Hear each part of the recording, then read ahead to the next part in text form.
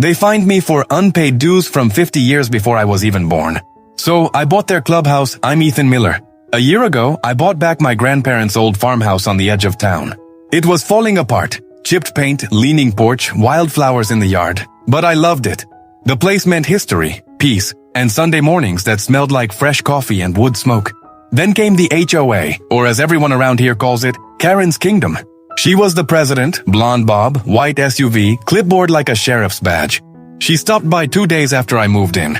Her smile was polite, but her eyes said you don't belong. Welcome, she said. We just need to discuss your outstanding dues. From 1971, I laughed, thinking it was a joke. She didn't. Apparently, my property technically fell within a historic extension of their development, a zoning boundary drawn in the 70s that my family never agreed to. Karen held out a paper, 11,472 in accumulated dues and penalties. I told her she was out of her mind. She told me, rules are rules, sweetie. Weeks later, I found bright orange violation notices stuck to my door. Unapproved exterior color. Non-compliant mailbox. Unauthorized fence repair.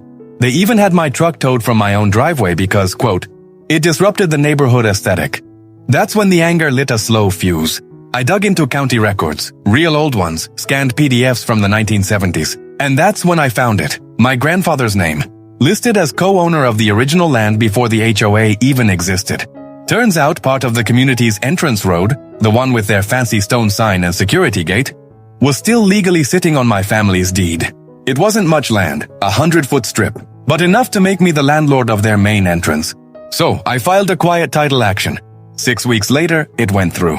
I built a simple wooden fence right across the road one morning, left a small note, private property, access by written permission only. By noon, the HOA board was at my fence, livid. Karen threatened lawsuits, police, news channels. I told her kindly she could go around the long way, a 5-mile detour, until we sorted out the outstanding dues. They tried to fight it, but the footage went viral. Her ranting and waving her clipboard while reporters filmed the blocked entrance sign that literally had her name engraved under president. Homeowners started asking questions. Why are we paying dues if we can't drive home? Within a month, the HOA board voted her out. She tried to sue me personally, and lost again because I agreed to sell the access back for $1. Exactly $1, on the condition that they dissolve their HOA and drop every past claim against me. They signed. The farmhouse stayed mine, free, peaceful, and finally quiet. The sign at the gate now just reads, Miller Road, private land. Be kind. Sometimes justice doesn't come from shouting. It comes from reading the fine print and knowing your roots. Then share your thoughts in the comments, but no one liked or subscribed.